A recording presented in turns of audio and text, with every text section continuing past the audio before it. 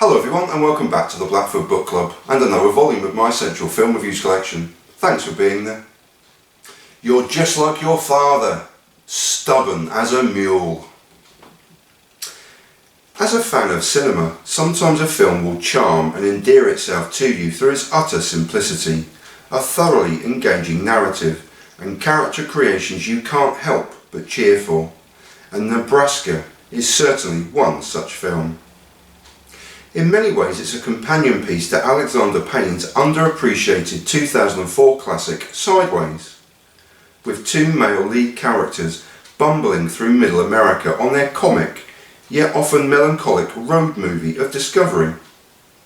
The film also owes a debt to the Coen Brothers' eponymous 1996 film Fargo, albeit minus the snow and mysterious briefcase, as our characters are enveloped in the wonderful wide shots of a desolate, untouched and out of touch middle America left behind by big business in the larger nearby cities.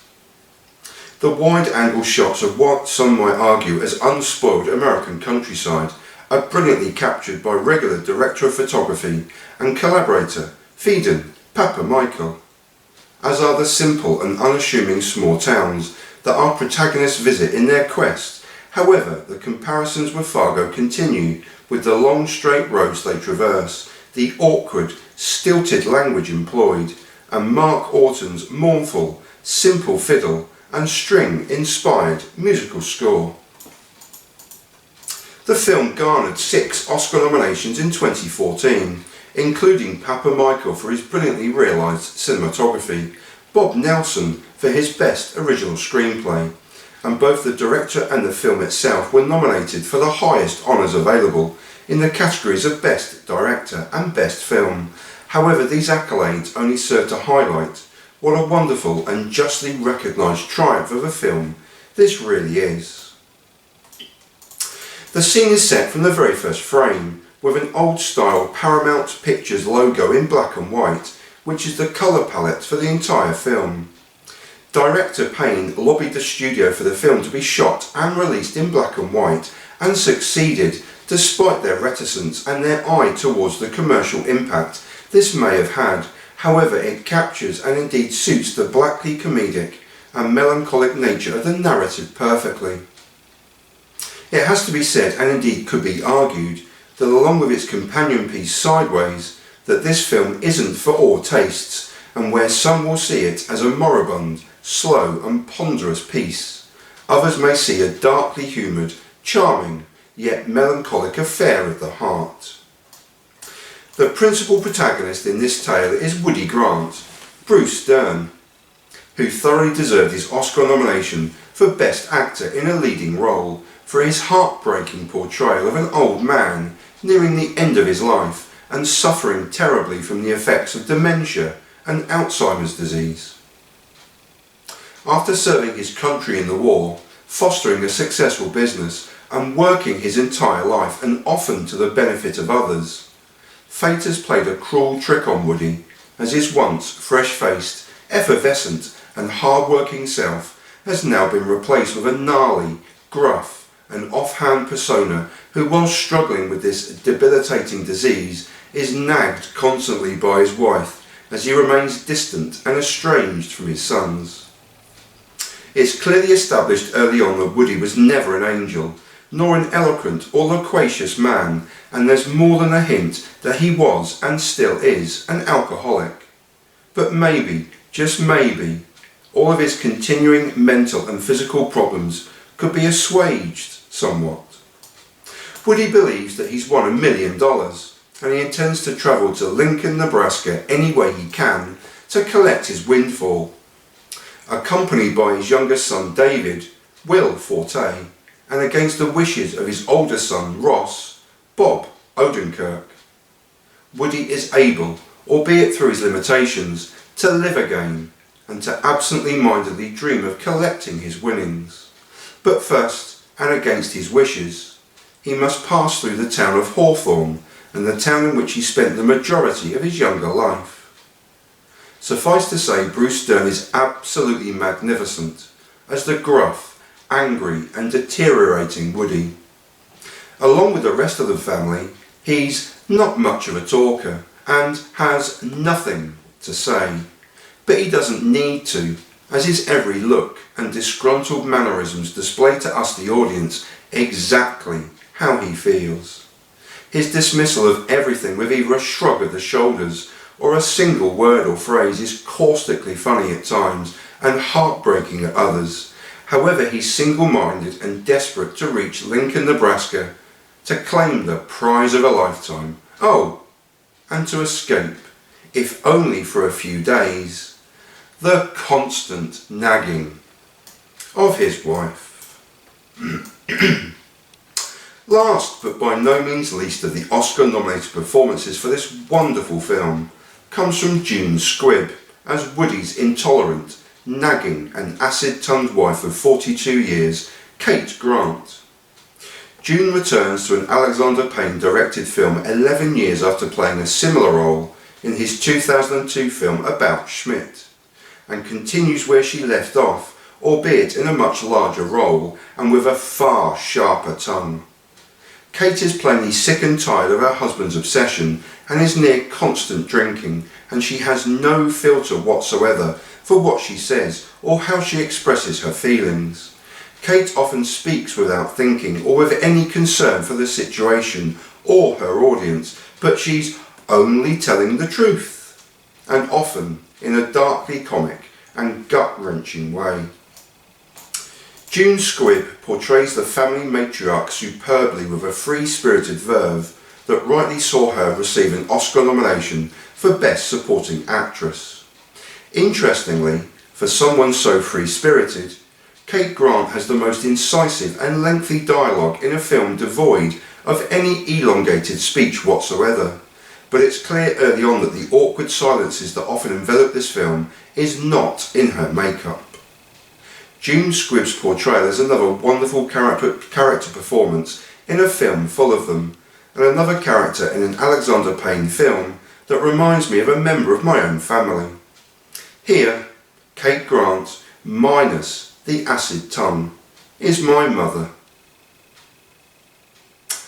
And bless them both for it.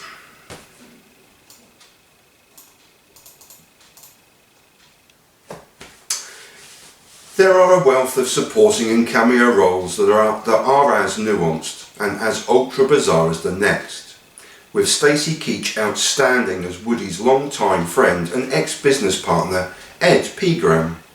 Rance Howard is excellent as Woody's equally distant and laconic Uncle Ray, and there's a beautifully soft and subtle performance from Angela McEwen as local newspaper publisher Peg Nagy. Finally, keep an eye out for the performances from Tim Driscoll as Bart and Devon Rattray as Cole. Their double act summarises life in a middle American town to a T, with their bumbling antics and juvenile jokes, providing further levity to a film as a whole. But we end with a central performance that is often overlooked, and criminally so, from Will Forte. David Grant. Will Forte. In a performance of sublime comic timing set amid his utter devotion to his father, Will Forte is arguably the standout performer here and cruelly overlooked for first-time Oscar recognition. David is the polar opposite of his go-getting TV host older brother Ross, and is going through a midlife crisis of sorts as he's unable to enthuse about his job, his life, and is unable to commit to his long-term girlfriend. David is also saddened by his father's predicament. He wants to spend more time with him, and that throughout their lives they have never been really close and become further and further estranged from one another. In a role eerily similar to that of Paul Giamatti's Miles in Sideways, David remains stoical and steadfast with impeccable manners, whilst the madness of the situation envelops and swallows everyone else. Whether he's the butt of Bart and Cole's inane jokes and observations, trying to keep his mother under control, or sitting in comically awkward silences with his extended family. Wait for those scenes. You are drawn to Forte's still, subtle and seemingly effortless performance. He's estranged from Woody and may even have picked up some of his father's bad habits growing up, but he still wants to indulge him in his millionaire fantasy, as well as spending time with him and, crucially, looking after him. He does this by constantly but simply watching and looking at his father, waiting for an answer or a blunt reaction. David is always looking at his father, and it provides a striking and nuanced premiere performance from Forte. Woody just needs something to live for, and Forte's portrayal of a soul-broken, disinterested and distracted son is shot through the prism of the finest of black comedy, and is a performance to behold. As you may have guessed, this is yet another Alexander Payne film that I absolutely adore, and I highly recommend it to you, dear reader. Further narrative spoilers aside, and in summation, there is much to admire in Nebraska. The blackest of comedy is pitch perfect and brilliantly exemplified by the Hawthorne family reunion and its yawning, awkward silences. Equally, Woody's reaction to Mount Rushmore is priceless and only eclipsed by his wife's foul-mouthed temper and her family history speech at the local cemetery. Each character has a very definite and individual arc and story to tell, with Bruce Dern in particular giving a performance of a lifetime as the gruff old man dealing with a horrific and debilitating condition. And if you don't punch the air with delight, as his wife Kate tells the extended family what she really thinks of them, then you may have missed the point of this melancholic yet beautiful film. Nebraska, directed by Alexander Payne. I adore this film, as you may have gathered, even though I stumbled and bumbled as usual my way through it. Thanks for watching this blooming madness. I appreciate you being there, thank you so much. I've been Stephen Blackford, writing and reading pointless, but spoiler-free and heartfelt film reviews since 2012. Thanks for watching. Peace everyone, and solidarity. Please take care out there everyone. I hope the world is spinning in your direction, in your corner of the world. Peace.